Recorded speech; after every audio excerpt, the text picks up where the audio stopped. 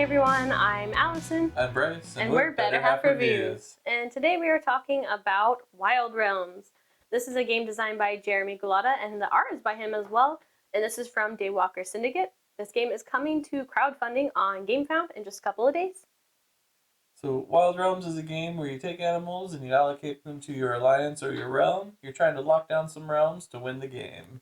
So we're not going to be doing a full rules overview, but we're going to talk about the gist of the game and then get into our review and how we feel about the game. So when you're playing the game, you start with picking a hand of cards. Everybody gets their own color. There's a lot of cards to choose from. I kind of joke and say it's the Hogwarts colors if you want to be, Hufflepuff, Ravenclaw, Slytherin, and Gryffindor. That's not really what it is. And then everybody gets a player board that matches the color that they pick. And this is a prototype, by the way, so it's going to look a little bit better than this. This is just taped together boards. And this will be a little bit more of a rounded corner. It does look big, but we'll talk about that in a second. But on the board, we have the realms that go across here, and then we have something called the alliance. And then you have like a discard pile, and you have a little cheat sheet over here. So, on your turn, you are going to take actions in a certain order. First, if you want to and if you can, you are going to take a legendary card. And these have some special things that affect all players, and they have some really awesome artwork, like this whale. All of them are super cool. Or the panda. Okay, he's geeking out a little bit. But yeah, so if you have one of these Unleash a Legendary Beast card, you'll draw one of those, and you pick one of the two options, and it affects everybody at the table. Next up is when you get to place down your cards. You can put cards in either the Alliance or on your realms, and there's different combinations that you can do, and there's different classes of the different animals. Yeah, at this point, too, you can open new realms. Yes. So if you have an element card in your hand and an animal with the matching element type, you can put that down as a new realm. But once it's down, you don't have to keep the same element on, like the same animals with that element on that element. You can have any of the elements on an open realm. Yes. And then depending on what you start with, since he had the fire board, you get to start with the fire realm card on your board, and you can play whatever animal you want on top of that when it's your turn if you want to. Next, if you put animals in your alliance, you can use your alliance to attack other players. You attack other players' realms, or you can attack other players' alliances. And then kind of in the later game, if you've already had a locked realm, you can attack another player's locked realm. And then you duel it out. After you battle, you're able to shift the cards around between your alliance and your realms, between your realms. You're just not able to put more cards down from your hand. Mm-hmm. So it's really interesting in, the way you can play cards and the way you can strategize between where you put cards at certain points. You have to think ahead. And then, I don't know if we talked about this, when you're doing your realm, you have to have one of each class of animal. Which you can kind of see here, there's the different classes. And so you have to have one of each before you can lock it down. 5 of those. And then one of those animals has to be a leader, which has like a little crown symbol in the corner of it. And so then the first person to complete all 4 realms ends the game right then and there. So that's a gist of the rules of the game, like how you go through playing it. Let's talk about how we feel about it. So I will say when I first was playing the game, I really didn't appreciate it that much. I just saw this as, okay, I'm drawing cards. It's kind of luck of the draw if I get what I need, and I'm just laying it down to lock realms. I didn't see the importance of battling. I didn't see the importance of like moving between alliances and stuff. I was just like, it's just draw cards and set them down. But as we played it more, I really got to see the depth of the game and why you would want to maybe set someone down in an alliance and not just place them straight onto your realm and then attacking. And I really saw like why and the depth of this game. Yes. So when we first played it, like it felt like there was just a lot of luck. But as you get to know the cards better and then get to know the rules better, it was like, oh, there is a lot of strategy in this of like where you put your cards. Because yeah, our first few games, I didn't really do anything about switching my animals at all. I was just like, okay, yep, I'm just going to put that down, complete that realm, move on to the next one. And just, I didn't feel like I had to battle. But as we played it more, I was like, ooh, okay, wait, no, I'm going to put this card here now because it's a leader card. Now I can battle with this card. discard it, and then at the end of my turn, I'll move this over to here to my realm, so I have a leader card. There's just a lot of different ways you can play the game to maximize like what you've got in front of you. Or so there's a limit to how many animals you can have on a realm, and you could just to protect a realm be like, I have 4 of these animals with like this insect symbol on it. I could just put them all on this realm, and then move them later. Whereas like at first I was like, why would I do that? I just want the one animal in the realm. And then you realize, oh, if I lose that one animal off that realm and the realm is unprotected, it goes away. That element card goes away, and you have to go find the new element card in the deck. Yes. So, yeah, it's really interesting. And then when you're battling, there is some luck elements to it because a lot of them, not all of the cards, but a lot of the cards have like roll 2 dice or roll 3 dice one time or re-roll 1 die. So you are dependent on dice rolls. So there is luck. But I feel like with the different cards, you can try to like pick which ability will be best for you in that time. Like what animals people have. I'm like, okay, maybe this ability would be best. But yes, there is luck in this game, so that's something to be aware of. But I think I kind of got used to it and didn't mind it too much once I really started to see the strategy of the game. For me, I'm still not totally convinced on the luck aspect of it. I wish there was something a little bit more to mitigate the luck. Because there is luck in the roll when you attack. There's sometimes luck with these legendary animal cards or legendary beast cards. There's still luck of like what you draw when you draw it. Yes, the cards do help mitigate that to an extent, but I feel like it's just a little too much for my liking. He's a highly strategic player, so anything that he can't like account for, he doesn't like too much. But I will say the different classes of animals have different abilities. So you do have like a class of animal that you know you don't have to roll to attack. It just has an ability that says whatever in this realm is discarded. Or you have a class that does modify your rolls a little bit. Or you have a class that does help you draw more cards. Or you have a help, you just have different classes. And so that does help to an extent. But I still think there's just a little more luck than I want. And so, like, for me, like, I didn't mind it too much after I got used to it because I feel like this game isn't a heavy game. This isn't a big game. So I kind of don't mind that there's some luck aspect to it because it's more of like a lighter, just kind of, you just play it and you just have fun. Okay, fine. But I'm going to talk about something else. So I feel like this game is good, but I feel like you can easily get stuck in a rut of just playing cards down in Alliance, playing cards in Realm, if you're not thinking about the strategy too much. Something that I think makes this game sing even better is this legendary deck, because these animals change up your normal order of doing things, and it affects everybody, and I like that. They could be good, they could be bad. There's different times where that same card could have good stuff for you, but if it was drawn later on, it could be bad for you. So there's a card that we've drawn that makes you switch your discard pile with your draw pile. And there's one time that I had like tons of cards in my discard and then just a few left, or like not too many in my draw pile. And it's like, switch it. I'm like, sweet, I get options now.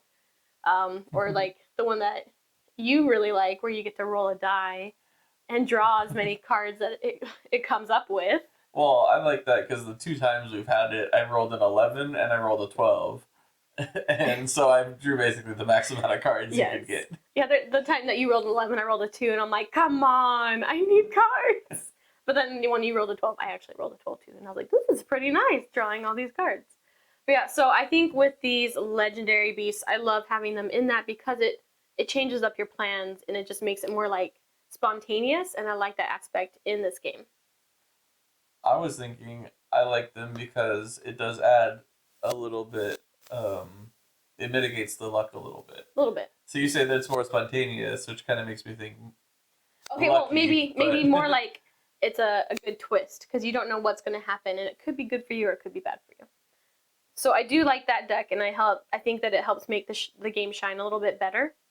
We didn't talk about this really, but the art in this game is fantastic.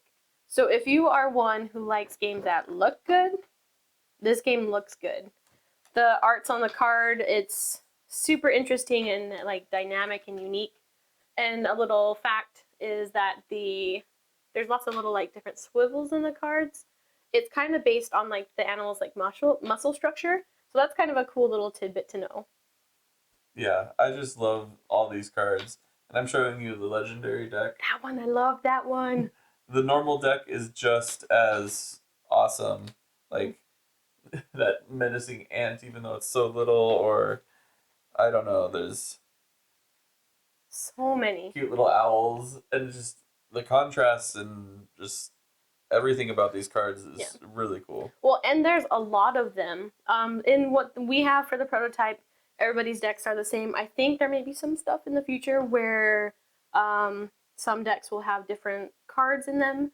We'll just have to see as the campaign unfolds. But I love how it looks. And then the player board, it's not necessary to play with, but I like how it helps keep everything organized and it helps with the table presence. I really like the legend on the player board. You can see each of the classes of cards that you need to lock down a realm. So, like in the middle of the game, and you're like, I have 4 cards on here. Which one am I missing? You can just look over there and be like, oh yeah, duh, like I'm missing that one. Yeah. So it's nice. I do like the player board. Yeah. And this is a prototype copy, so not all the components are final.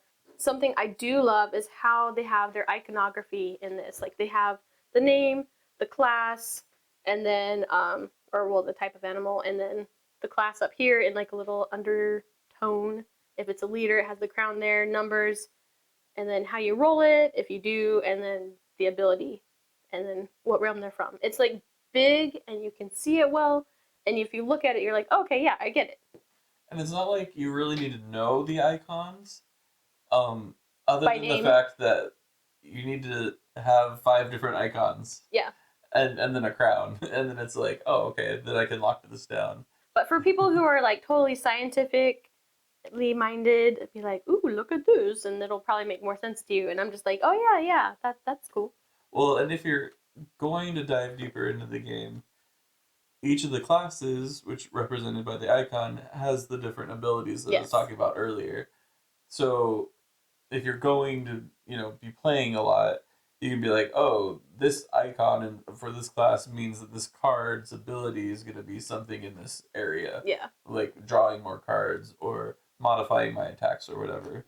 So you can kind of see just the icon and be like, oh, okay, I know that this card is going to do something in this respect. Yeah. But when you're newer to the game, you're just mostly focusing on like what's in front of you. When you play it more, you can kind of see more of that.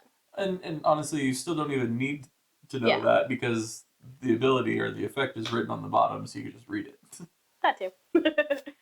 So overall, I think this game is a good like medium filler. It's one that's easy to set up, easy to play, then it has that extra depth of strategy if you are paying attention to it. But it does have that element of luck that maybe not everybody doesn't appreciate. But I think for the length and depth of the game, I don't mind the luck aspect too much. And I like that you never know what you're going to get exactly. And then that legendary deck, I really like that. So I did have one question for you. Okay. We've only played this at 2-player. Yes. How do you think it would play at 3 or 4? Just your guess. Better. Okay. I feel like at 2-player, once we got the hang of the game and started to see more of the strategy, we got more of the full experience of it. But I feel like at 3 or 4-player, it would be more interesting trying to attack different people or like maybe make alliances for the moment. And, I feel like it would be more interesting to have more options in front of you. Because there's been times where I'm like, okay, I really want to attack with this guy from the Fire Realm. Oh, Bryce doesn't have anyone in the Fire Realm. Okay. Or my Fire Realm's locked, or it's empty. I haven't even started it yet, and it's like, well, that's kind of useless. I feel like with having more players, I would have that happen a little bit less. I totally agree with that. I think this game would really shine at 3 or 4 players. and I think it would also, in a way, mitigate the luck. Because if I'm in a 2-player game and I'm the one behind and I have to attack you and I have to roll well, Yeah.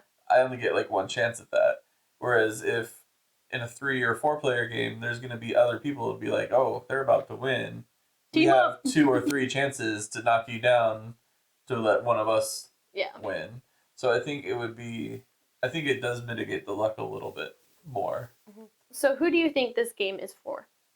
So for me, I would say this would be for a gaming group. Kind of like you said, it would be a good mid-weight filler type of game. It plays pretty quickly, but then there's also the strategy that I think gamers could really get into. Being aware that there is luck to it. I think as long as you're aware of the luck, it's not a deal breaker. I know I kind of poo-pooed on the luck earlier. I do enjoy the game, and it's fine as long as you understand that it's there. And I also think this, since it does have that ease of play and like you can get into it quickly, I think this is a good gateway game, or for like a medium family weight, because it is super easy to play it, and as you play it more, you could get the strategy more. But like even if you don't get the strategy, like you could play this with slightly older kids, because they can kind of get what to do in the game and just try to go for getting those realms completed, and maybe eventually they would get on into the battling system. Yeah, I can see what you're saying there. I kind of disagree.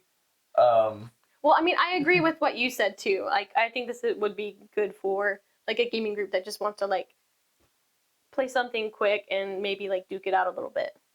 Yeah, my biggest thing with saying like it's a family weight game is just, if you do get one person that's really into the luck or really into the strategy, they're probably gonna destroy everybody else. But it is very inviting with like the colorful, cute animals, and I can see how you could use it for game it's schooling. approachable. Like, here, science. I can see how it's approachable for newer players. Yeah. But yeah, so overall, I think this is a good game that it grew on me over time, and I liked that I started to see, and like what you were saying, appreciate the strategy of the game. But yeah, it definitely took a few plays to kind of get it, and I'm like, oh, this is cool. And the more you play it, the more interesting your games can get. So if this game sounds interesting to you, this is on GameFound. We'll put the link down below where you can back this if you want.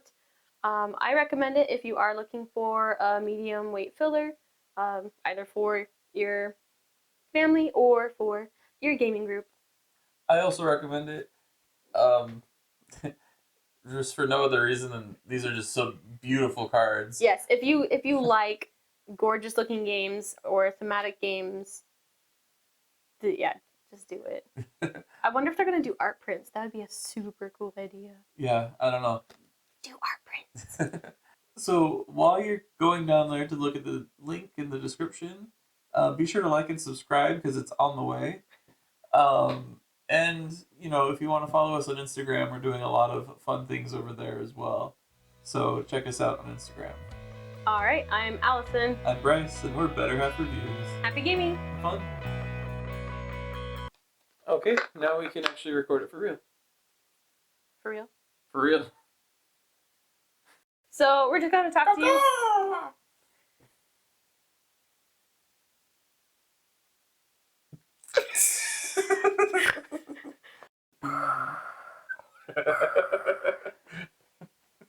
So she sounds like when she sleeps too. Yeah, well, you sound like. Actually, I'm not even gonna do it because it's gonna end up making me like cough. Obnoxious. That's what it sounds like.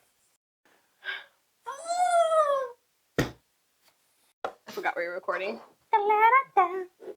Welcome to Duloc, such a perfect. All I know is the shine your That's like your face. That should be a podcast. Duloc talk. Yeah. The theories of Shrek. Ew. That's a blister. Blister thingy. I'm cutting. Aww. All those vegetables. I cut up the Veggie Tales. This review is wild.